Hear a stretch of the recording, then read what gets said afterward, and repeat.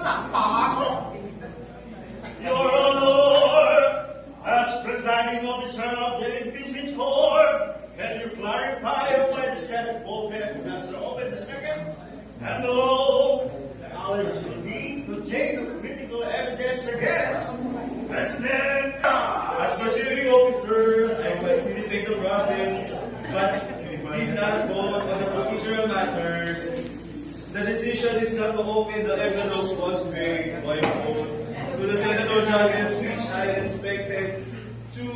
I personally believe it should I be open in the interest of transparency. Ayuan mo po ang Pangulo.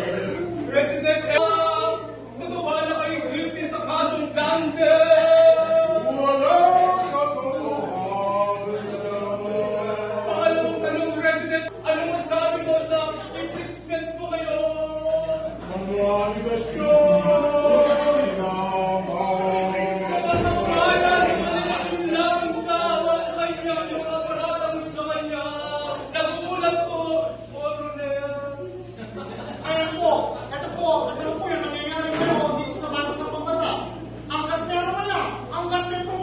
Hindi na 24 oras, hindi na kukulong ang balita.